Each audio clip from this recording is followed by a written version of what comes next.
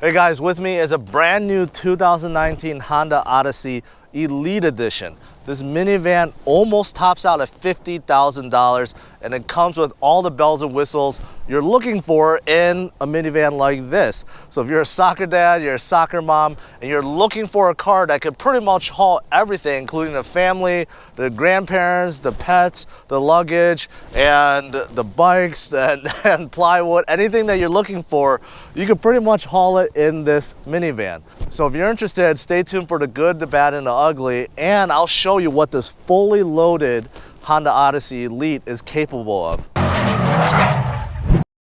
First, a big shout out to Honda of Lyle for making this video possible, and you can find out more about the dealership in the description of this video. To get started, let's take a look at the side view. First of all, this paint is called White Diamond, and in my opinion, this white color is the best looking color you can get on a Honda Odyssey, just my opinion, and that's because of the contrast, because of the tinted windows, and you look at these special 19-inch wheels with these black inserts. When you combine it all, I think the contrast just looks great. You can also see some black here, and then Honda decided to throw some bling in there as well. They made a lower trim chrome as well as the door handles, which is kind of weird because normally car manufacturers would combine or match the upper trim and the lower trim, so either you get it all blacked out or you get chrome here and chrome here. Honda decided to do it differently, make it black on the top, chrome here, and make the handles chrome, and they're not body colored. And also, if you look at the lines flow very well right down here on the door, also over here, and you can see the roof. The roof is actually kind of lowered to kind of give it more of a sporty look. Overall, you could tell this is a large, long minivan, but in terms of the design, I think this looks better than the competition, including the Sienna, the Sedona, the Pacifica, but that's just my opinion. All right guys, here's a good look at the back side. There's not much to look at. It looks decent. It's not the prettiest. You do have a big chrome bar in the middle, the Honda logo. And then you do have the spoiler over here, which is really not that noticeable. However, Honda decided to make the sides black to kind of match with the window, especially if you're looking at the side, it kind of makes more sense. But if you're looking at it from this way, it's just kind of weird that it just goes from white to black. However, you do notice that the roof is a little bit shorter, like shorter than the SUV, obviously. And when you have that lowered roof height with the wide body, it kind of gives it that sporty look in a weird way, right? Of course, this is an Elite Edition. It comes with everything. There is a rear camera right here, which is off-centered. And then you also have parking sensors, and the liftgate is powered.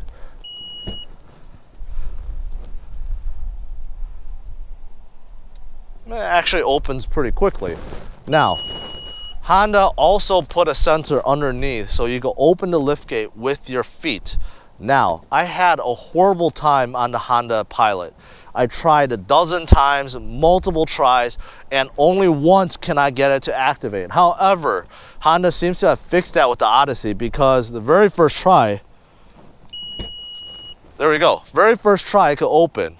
It seems kind of silly to stick your feet under there, but if you're actually carrying something, it works. Now, once the tailgate is open, that feature where you can put your feet under still works when you're closing it. However, I think there is a design flaw, because you can activate it while you're underneath this and actually get crushed. It's not supposed to work that way. It's supposed to stop, but let me show you. So if I was under here and I accidentally triggered it, you see how I just got pushed down. I mean, I wasn't even trying to come down. It literally forced my head down, and I don't know why it wouldn't stop. I think Honda needs to relook at the sensor they have in terms of hitting an obstacle. They should make that a lot lighter so that it will come back up if someone is underneath the tailgate. Now, since we're back here, let me show you the room behind the third row, which is enormous. All right, this is one of the biggest differences between a minivan and a large 3-row passenger SUV or crossover. Not only is the floor lower, so it's easier to carry things in and out of, there's an enormous amount of space back here. In fact, to show you, I'm not a small guy and I could fit back here. Actually, I could sit here pretty comfortably. All right, so let me show you these magic seats according to Honda. They're not powered. So, you know, some of these other manufacturers, they want to throw gimmicky things and put buttons back here where these fold, you know, and they take like 30 seconds to a minute to fold, and you don't want to wait for that. Honda decided to do it differently. They designed this really well, so all you have to do is pull this and pull, and look at that. Within 2 seconds, it comes down. Same thing on this side. Because this side is heavier, you do have to give it a bit more force. However, look at that. Within a few seconds, they fall flat. And look at this room. Once you have the third row down, you could definitely tell how much room you have, right? So if you wanted to put a piece of plywood, you want to haul some large appliance or anything, bikes, you could fit it back here without touching the second row. If you were trying to replicate this in, say, a Honda Pilot, you would have to fold down the second row to get anywhere close to this. So this is the main reason why people get minivans over SUVs, because no matter how big 3-row SUVs get, they're nowhere close to a space that a minivan could provide. And if you wanted to lift these up, you simply lift up, and then you pull, and that's it.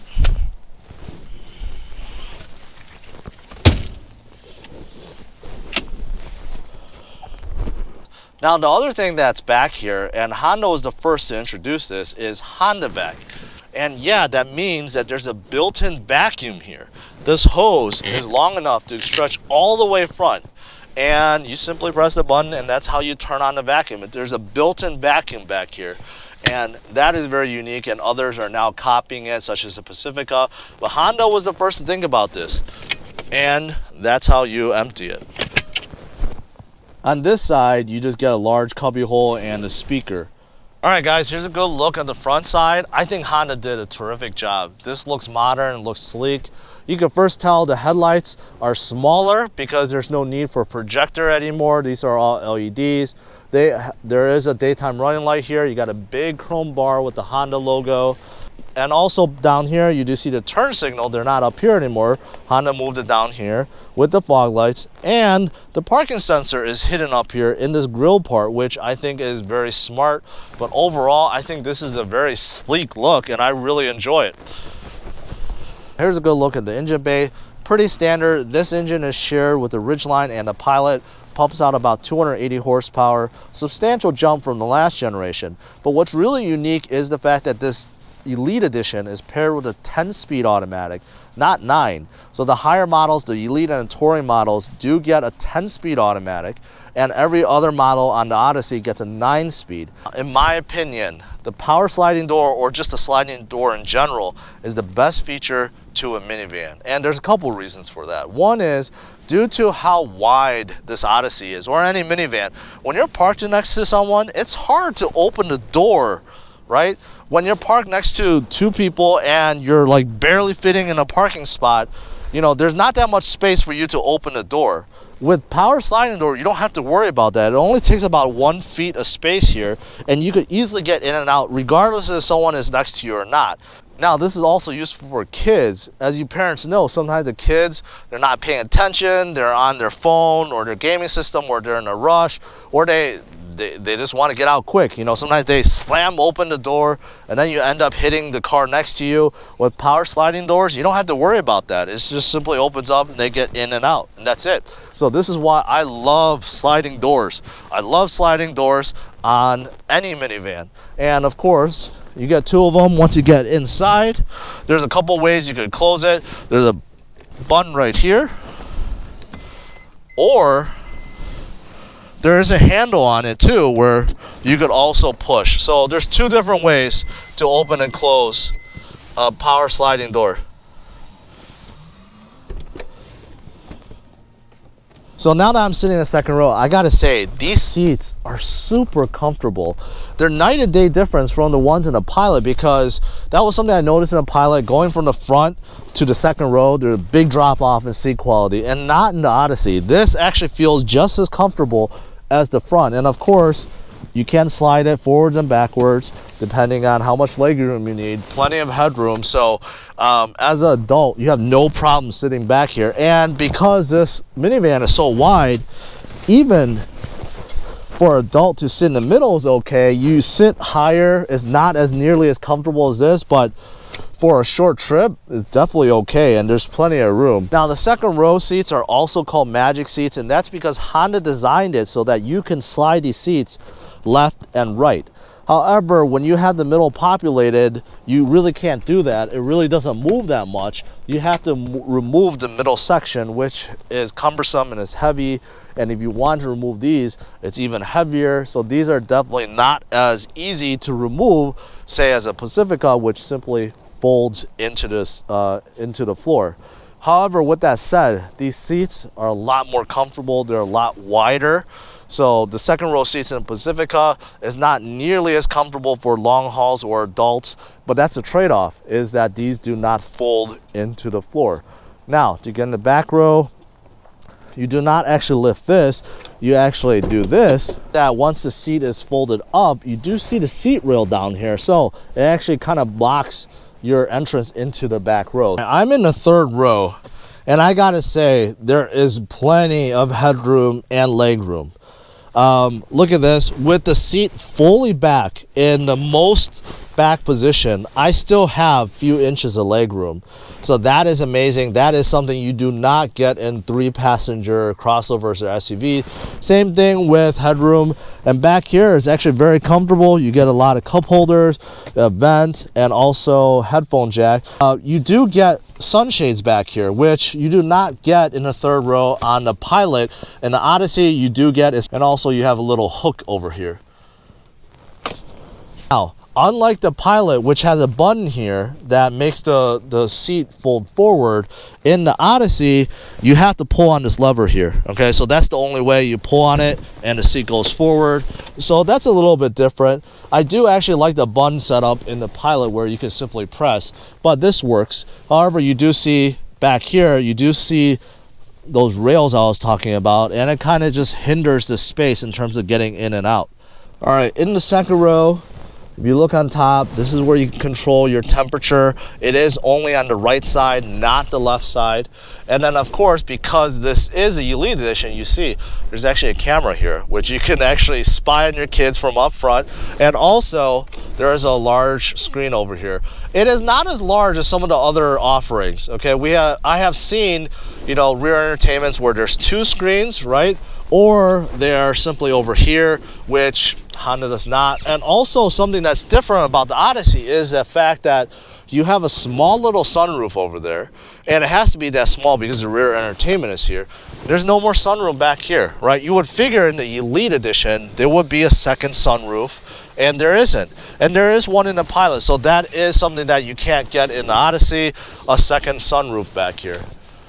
So down here you do have 2 USB charging ports and a HDMI for your rear entertainment system. And on the door here, you do have another cup holder down there. This is a switch to open and close. There is this lever too, which you can use to open and close.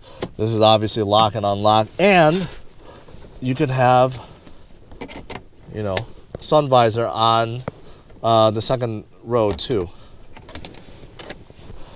So something weird that's back here is this armrest, which is built into the seat. It is very narrow. It looks like about 1.5 inches, and it doesn't feel very good when you rest your arm on it. And I would have preferred if they just built it onto the door where you could just set it like every other car out there. So that's kind of weird that the armrest is built into the seat and is very narrow. The entertainment system, this is gorgeous. This is a touchscreen, very responsive, right? You still do have the volume knob over here, and it has Apple CarPlay, Android Auto, Bluetooth. You can control rear entertainment, you can do navigation, so pretty much everything you're looking for is up here. This is a huge improvement over what was in the last Honda Odyssey, which had a weird dual screen setup. Remember that camera I showed you in the back, right? So if you wanted to spy on your kids, you go to cabin watch, and look at that. So you can actually see what's going on in the second and third row without having to turn your head around. So That's pretty cool. You could actually talk to them as well with cabin talk, so that if the third row can't hear you and you want to yell at them, you could do so with cabin talk. So just like the other Hondas, when you go in reverse, you do see the rear camera pop up, and there's a couple different views. First view is kind of like a wide angle view, then you have a more closer, narrower view, and then you have one where you're looking straight to the bottom, which is kind of cool. If you have toys or something that's sitting back there, you could definitely see it. Now down here, unfortunately, Honda adopted this new, gear selector where it's pretty standard now in all the Hondas, but it still takes a while to get used to. Park, reverse, neutral, and drive. And then you do have power and cooled seats, which you can control. And then there's snow mode, econ mode, which I'm pretty sure almost no one uses. And this is to disable the engine auto stop. And I always disable it when I get in the car because I don't like that lag. However, you're looking for maximum fuel economy, you do want to leave that on. And overall, I think the dash and the door design looks really good. This actually feels very nice. It's a soft plastic, not a hard plastic. And the steering wheel looks nice. It looks like the one in the Honda Pilot. You do have heated steering wheel here. Of course, you have some controls for cruise control and so forth. You do have telephone controls, volume, and all that good stuff. You do have controls for lane assist over here as well. Now over here, you do have a lot of buttons. This is to open and close the rear sliding doors, right, in the back. You can open and close it from here. And then also, I mentioned this, you can turn it off. So in case there's no power, you want to do a manual, you do it off, and it could be open and closed manually. Of course, power rear gate, and you got a whole bunch of stuff, parking sensors, traction control, road departure mitigation, and this is for collision. And then you have the parking brake over here, and this is pretty standard. You have the memory seats, and of course the mirror controls and the window controls. However, I gotta say, this actually feels quite nice. Right, I think this is actually an improvement over what's in my Ridgeline and also the Pilot. I think Honda did a really good job with this. Not only does it look great, but it also feels pretty good too. Now down here, you do have wireless charging, so if you have a phone that supports it, you could just simply rest it here. 2 large cup holders. You got a huge bin over here with control for the rear entertainment. Right, and you do have some other things over here, USB and a plug over there. Right, this is massive, and you do get a lot of space over here as well. Right, and down here you do get a power outlet and a regular outlet. Something that kind of bothers me about these switches. Something that bothers me about these covers is the fact that when you're sitting up here, right, you would figure that you would want to open it like this, but you can't. You actually have to open it from the top.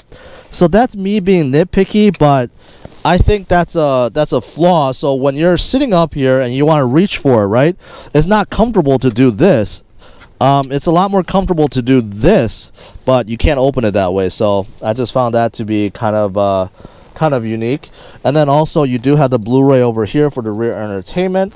Now something Honda got rid of was the fact that in the last model there was a space where you can cool your drinks. That's right, you could put cans of soda or water in there and actually cool it if you pressed it on, and Honda got rid of that. It was kind of gimmicky, but in a way it also worked. Now up here you do have Honda's assist and link, and you could use this to open the sunroof obviously, and this is for the light control. Alright, so now I'm behind the wheel of this Odyssey. We'll see how she drives on the road. First impression is that it is very quiet, just like all the other Hondas I've driven in the past. However, you have to get used to the size of this Odyssey.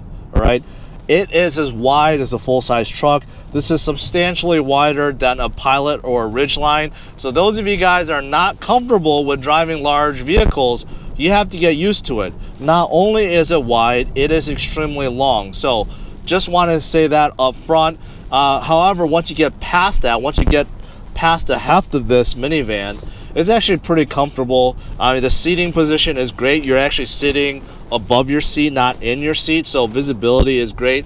All the windows are very wide. There is no blind spot.